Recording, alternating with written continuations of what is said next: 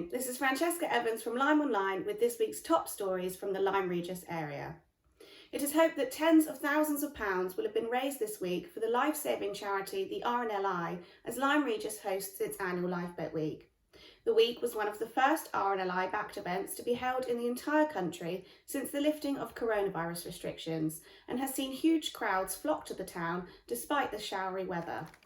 Lifeboat Week was officially opened in a ceremony outside the lifeboat station on Saturday by 17-year-old local fundraiser Joshua Denning, who has collected thousands for the RNLI and other local good causes over the years. Events have included the popular bathtub race and yard of ale competitions, as well as live music, entertainment and children's activities throughout the week. A highlight came yesterday afternoon as the British Army's Red Devils parachute display team landed on the town's main beach in front of an estimated crowd of 3,000. It has been an extra busy week for the volunteer crew, who have had to spring into action for 4 emergency shouts amid the fundraising events, including to reports of a missing swimmer off Seaton and a missing windsurfer off West Bay.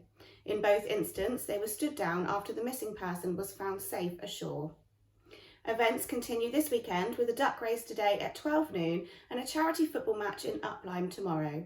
The lifeboat crew will then host its annual Blessing of the Boat ceremony at the lifeboat station at 2 p.m. on Sunday after it was postponed in May due to the pandemic.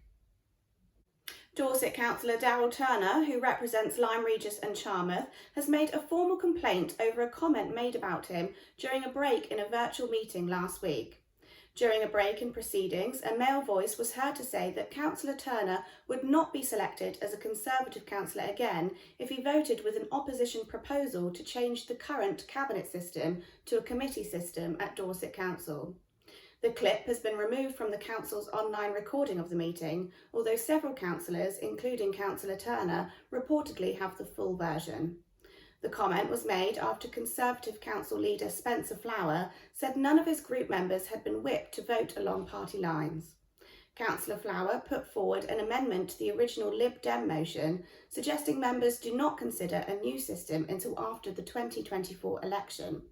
Councillor Turner was the only Tory member to vote against this, and he has since made a formal complaint to Dorset Council's monitoring officer about the comment. Dorset Police has seen a 13.4% drop in recorded crime according to new figures released last week and has the 9th lowest crime rate in England and Wales. Data released by the Office for National Statistics show the force has continued to see a drop in overall crime for the 5th consecutive quarter. The total number of crimes reported reduced from just over 54,000 to just under 47,000 over the 12 months to the end of March. This included reductions in violence against a person, sexual offences, rape and violence with injury and public order offences. This is a big weekend for Lyme Regis Football Club as tomorrow they stage their biggest fundraising event of the year, the now iconic Sausage and Cider Festival. This afternoon, club members will be getting the site at the Davy Fort ready for tomorrow's event, which is expected to attract hundreds of people and raise a 5-figure sum for the club if the weather holds. More than 20 local ciders will be available, and Lyme Regis butchers will be supplying a range of their award-winning sausages for the barbecue. There will also be fully stocked indoor and outdoor bars, a full programme of live music and entertainment, and a bouncy castle and face painting for the kids. The gates open at the Davy Fort at 2 p.m. Meanwhile, the club continued its pre-season friendlies with a double-header against Bridport last Saturday, the first team winning 2-1 and the reserves going down 3-2. Lyme and Lyme Regis are back in contention for honours in the Devon Cricket League's Division D East, having secured another maximum 20 points with an away victory over Barnstaple and Pilton, taking them into second place in the table. Tomorrow they are away to Kentisbeare, and on Sunday Lyme will be going all out to win the first East Devon Bash T20 competition when they meet local rival Seaton at the King George V playing field starting at 2 p.m. And finally, congratulations to Lyme Regis Bowling Club member Anne Allman, who has won a place in the national finals of the two-wood competition in Leamington Spa.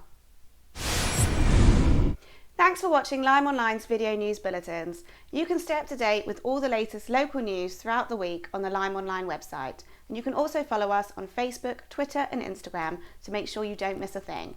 Have a great weekend.